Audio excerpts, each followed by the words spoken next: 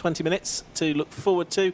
We've had the green flag wave at the back. The lights have gone out. The race is underway then.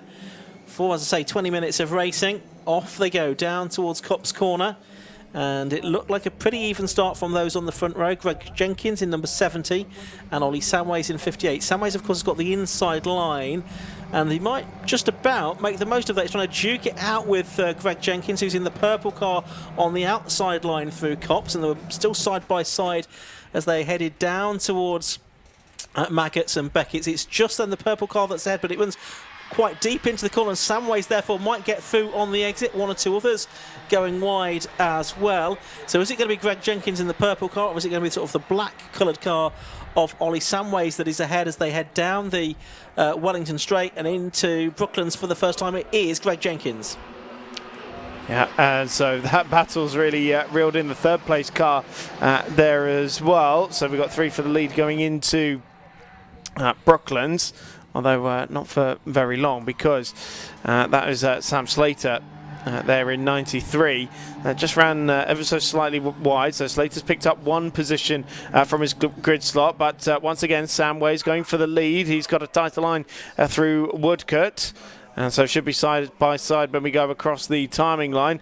Let's see what the gap was. 49 thousandths of a second. Here comes Sam Slater as well, trying to show his nose in this battle. But I think eventually decides he has to back out of it. No, he doesn't. Are we going to go 3 wide? Yes, we are. Sam Slater on the inside could have 2 in 1 here. He's got half a car length of lead, but it's Jenkins, I think, just about had enough momentum on the outside line to maintain. Yes, he hasn't.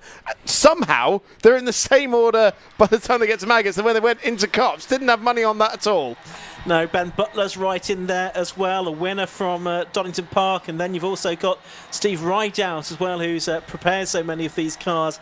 He's there in 5th place in the yellow number 7 car as this stream of minis heads along the Wellington Straight once again. Greg Jenkins with a huge lead, about 3 car lengths there. Up the inside goes Sam Slater to get 2nd place away from Samways. Can he make that stick? The 2024 champion getting ahead of the 2023 champion. Yep, he's made that work. Then it's Ben Butler in the number 43 car that is in 4th, the pink and white and black car. Then it's Rideout in 5th, and I think, is it still Ahmad Charabani? I think it is there in 6th position, number 77. So a cracking race this. Samways it was ahead at the start of the lap, but it's Jenkins now ahead at the end of it. They were up close to the pit wall there. They've moved now out to the middle and left-hand side of the circuit as they head down towards Copse once again. Who's it going to be by the time they turn into Copse Corner? We'll pick that up in a minute. Looking a bit further back into the battles, I thought I could hear some tyre squealing as if someone was running particularly wide there. It is still Greg Jenkins ahead. It's Sam Slater that's got back into 2nd now as they make their way around Beckett's for the 3rd time. And that white car with the pink decals on the side, that is the championship leading car of Ben Butler, 1st and 2nd in the 2 races of the opening meeting at Donington Park. So keep an eye on him, and he's looking particularly racy down the back straight here. Going to try and make a move on Samways. Well, actually, it's Samways going past his old sparring partner, Sam Slater. They're side by side through Brooklyn. Slater will have the inside line through this next long right-hander at Luffield. So the track comes to him, to the reigning champion, and it is the man he beat to the championship who has to settle in behind. Now, can Butler take advantage of that as well, or ride out in that bright yellow car at the back of that queue? Quite astonishingly as well, it's only 11 seconds that covers the entire 18-car field. Once again, hugging the pit wall on the right-hand side as we start lap number 4. And back up towards Copse Corner. And it's James Jenkins in 9th place, who's done the best lap of the race, a 1:16.247. That shows how wide open the Mighty Minis are with this new set of regulations for this season. Runs well down the order, setting the best lap of the race. But Greg Jenkins now with an 0.8 of a second lead. That's looking almost a little bit ominous for these quartet that are disputing 2nd position, and Sharabani not too far behind either. At the head of the group, it is Sam Slater, the 29-year-old from Bristol, in only his 3rd season of racing. Last year's champion, of course. Also some karting titles to his name as well. So one of the drivers who said that he's keen on looking at F1000 in the future, but why move to F1000 when you can have such good fun racing these? I suppose there's quite a bit more speed associated with the F1000s, and Slater there has made a mistake. He's run wide, he's over the curb.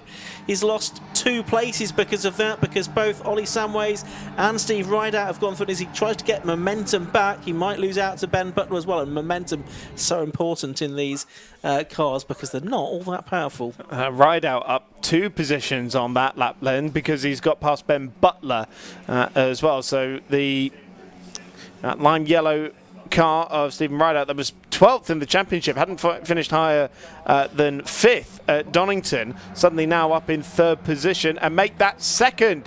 He's gone through on Ollie Samways as well.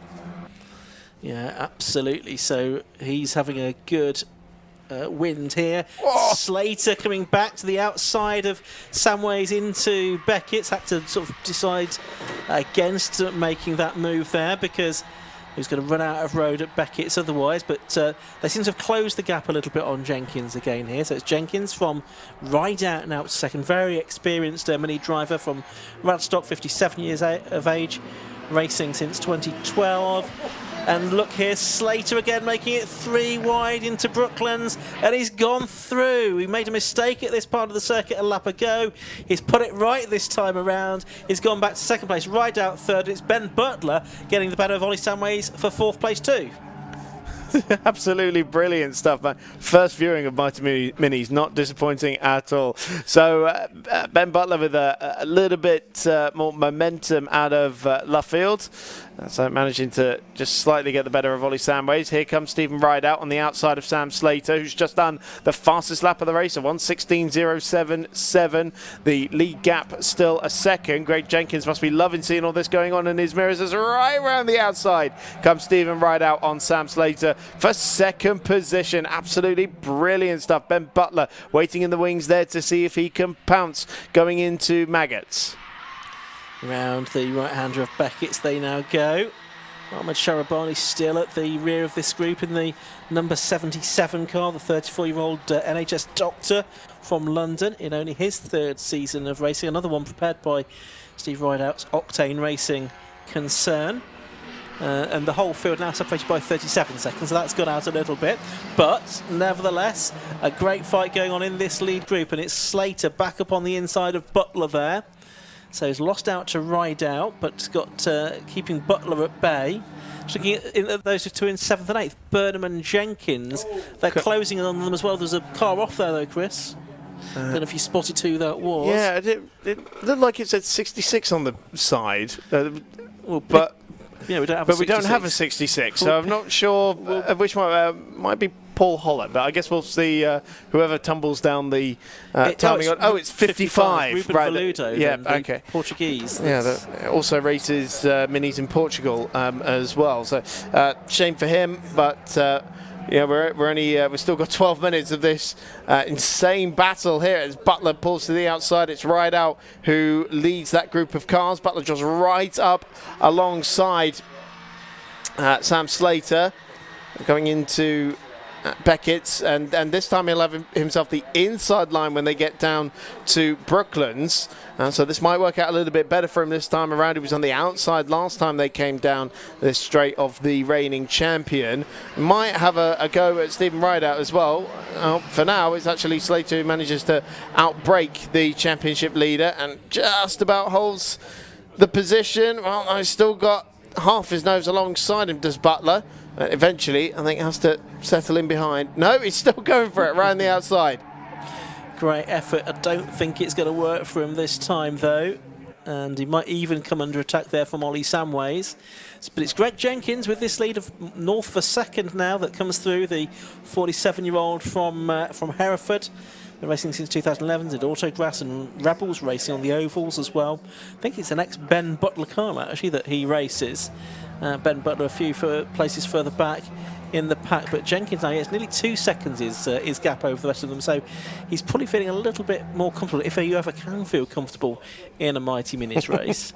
And then it's the rest of them Rideout in the yellow car, and then it's Sam Slater in the sort of grey machine, and then it's Ben Butler. No, it's not. It's Ollie Samways ahead of Ben Butler because they've changed around. Must have been at Copse Corner.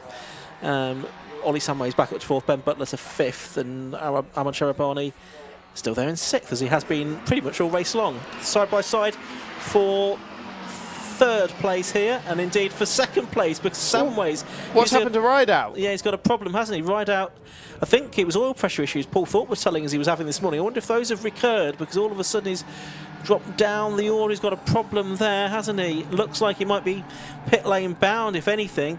So it's Ollie Samways that's capitalised on that and has got back through to 2nd place. What a huge shame for Stephen Rideout there, running up in 2nd position. Was on course for easily his best finish of the season, but now he's slowing down, and it looks like he's bringing it into pit lane. So that promotes Samways up to 2nd. What it does also do is it gives Greg Jenkins a lead now of 2 seconds over the chasing pack.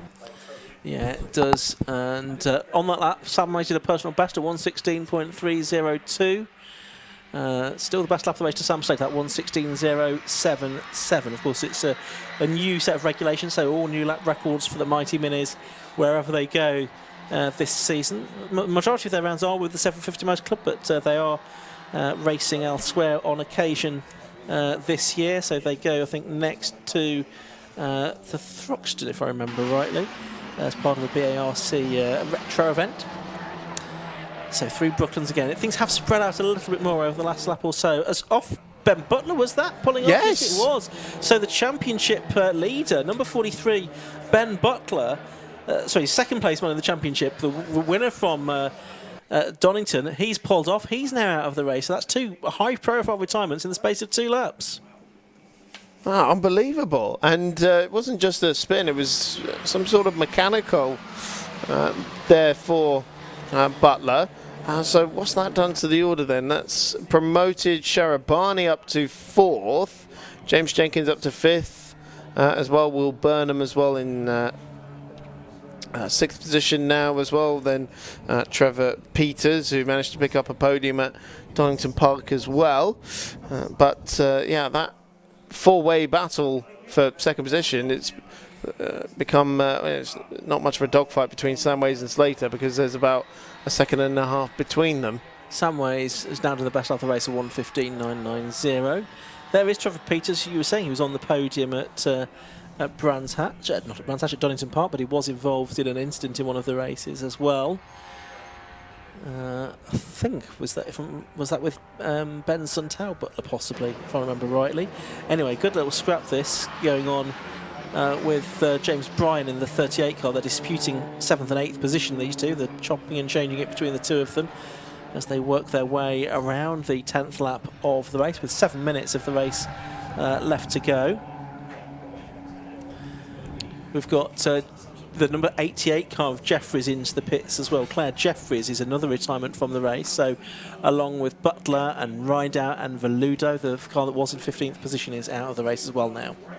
Yeah, so down to 14 remaining runners then, with about 7 minutes left to go. Samways is bridging that gap at the front of the field as well. Last time around, he was about 4/10 quicker than our erstwhile race leader, who started on pole position, of course. So I don't think it's all over just yet for Greg Jenkins and Ollie Samways. And Sam Slater had a problem on that last lap as well. He dropped down to 6th. Yeah, it was a slow lap, a 1:21 compared to the 1:16s he has been doing. So maybe whether that was a spin or a moment. Oh, that's him now, actually. They're just being passed. So I think it is a reliability issue with Sam Slater's car. What's going on with this lot today? Wow, that's unusual to see this many cars in strife, as we've seen in this race. So Sam Slater, again, another driver that was fancied for the championship. Having problems here. He's 3rd in the championship behind Samways and Butler coming into this weekend. The only one of those standing now is Ollie Samways, who was leading the championship. He's going to extend that advantage, I would think, and as he looks to try and regain his 2023 title. And the gap went back out last time around. It was about 0.7 of a second in Jenkins' favour. So I don't know if that was just a momentary lapse in pace for Jenkins that allowed Samways to close in on that previous tour. But the gap now 1.6 seconds with 5.5 minutes remaining. So Jenkins looks fairly in control of this race at the moment, ahead of Ollie Samways, who in turn is about 1.8 seconds ahead of Sharabani. Yeah, so we're still watching this battle for final place inside the top 6. Getting a bit on the grass there was Trevor Peters. I think James Bryan saw that, got out of the way, and then thought, well, I might try and get him back on the inside on the way out of the corner. And that might be how things pan out. But, yeah, I guess there James Bryan was possibly just a little bit concerned that there might be some contact. The man from Sleaford in Lincolnshire. He's got his nose back in front now of Peters, although Peters on the brakes holds on to 6th place. So a bit of tyre squirrel as they make their way around Brooklands, but James Bryan not taking that line down, trying to line himself up out of Luffield. Two completely different lines going through that right-hander. That's what I love about Luffield so much. This whole circuit just invites racing, and especially for big modern Grand Prix tracks, you don't see that very much these days.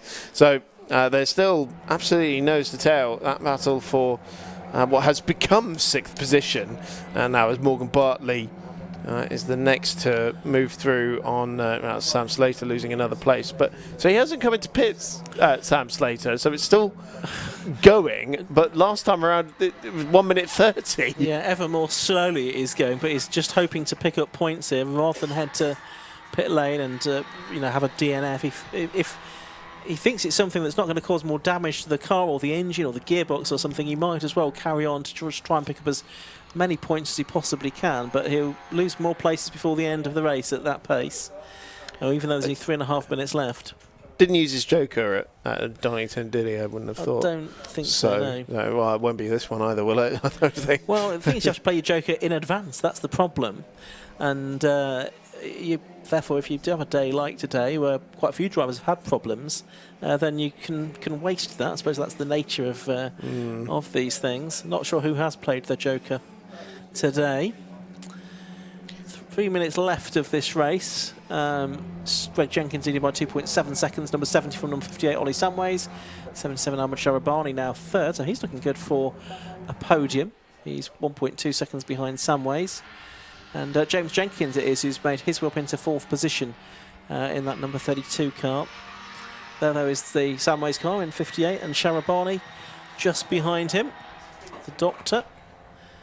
Still a relative newcomer to racing, but going very well here, looking to have an overall podium. I think it'll be his first overall podium that he's had. Of course, in the past, these cars have shared the grid with the quicker Super Mighty Minis, but now it is all one specification of car. They've brought them together, and I think that's really worked out, because it's meant that we've not had sort of 2 races in one to watch, which, although entertaining, can go rather confusing at times.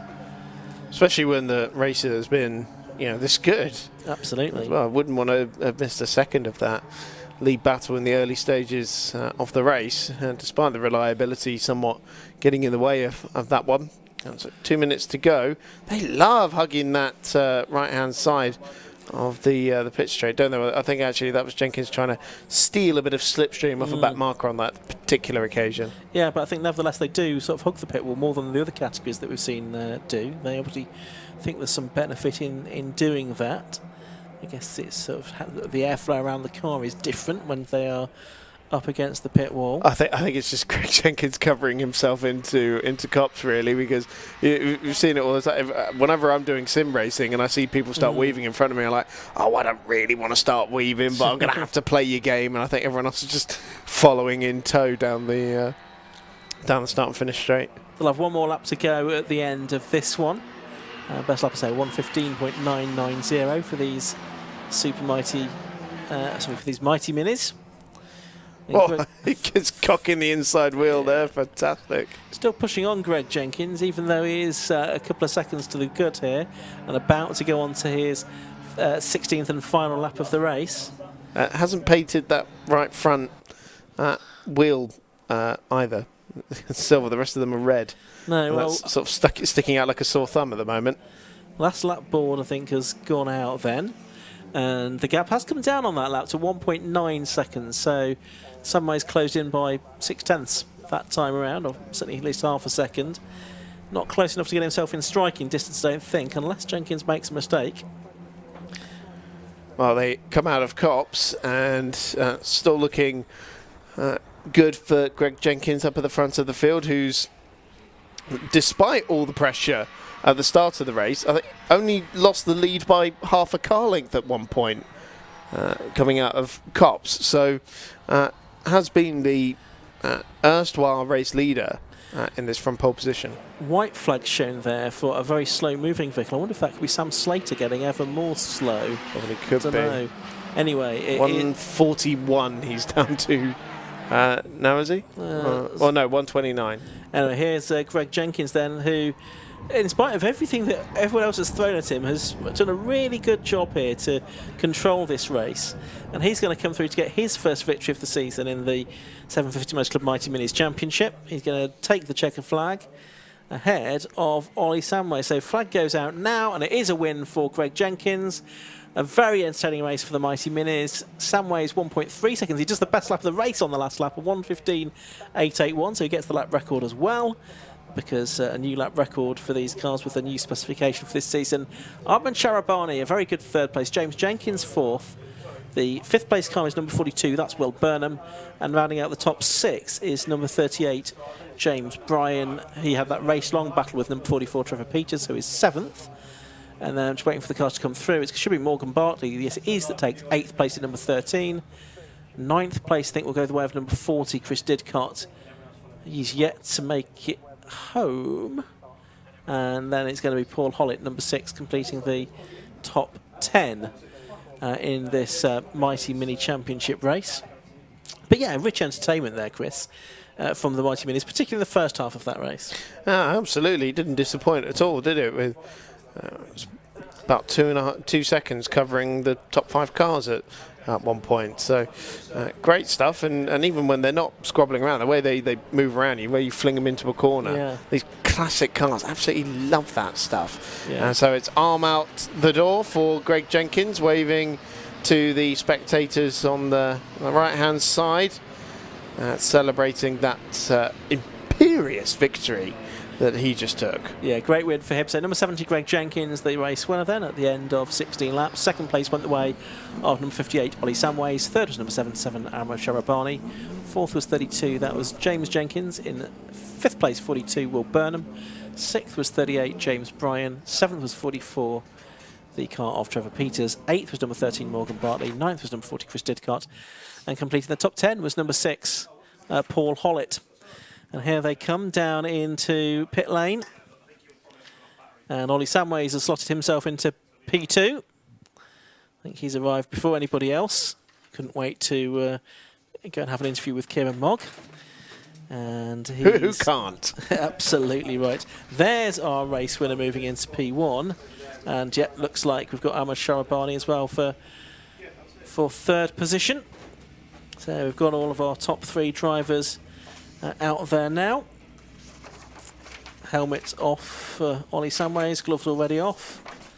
He's going to move in to position, have a word in a moment with Kieran. Let's have a word with the top 3 now. It's Ahmad Sharabani, Ollie Samways and Greg Jenkins with Kieran Mogg.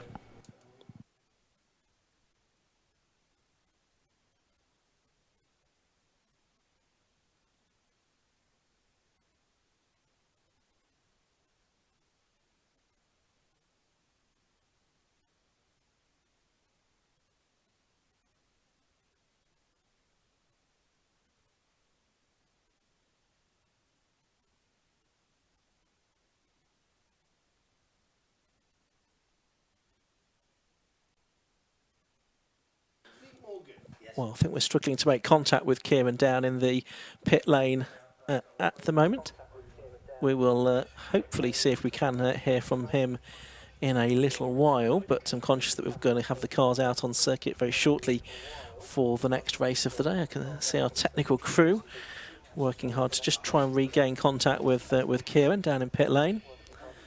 But I rather think that we may not be able to do so. So it looks like we may need to move straight on to the next race. So I think we're going to abandon things there with Kieran, unfortunately. We're not going to hear from our top 3 Mighty Mini drivers. And so what we'll do is we'll look ahead to the next race, which is going to be the Vulcan Racing Classic Stock Hatch Championship. We can go down to Kieran now for a very quick word.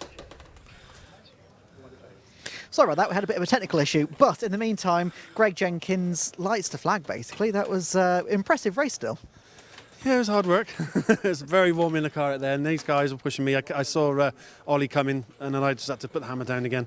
But yeah, it was all right. Tyres went off towards the end. But yeah, reverse grid, I make starting tomorrow, so we'll see. We'll have a good fun tomorrow. Do you reckon you can fight your way through the pack tomorrow then? I'll give it a good go, yeah. Perfect. Well, congratulations on the win. We'll quickly speak to these two. So we've got... we've got cars coming out on track. So, coming up next is the Rogue Motorsport... No, it's not, sorry. It's the Vulcan Racing Classic Stock Hot Hatch Championship. Coming up next.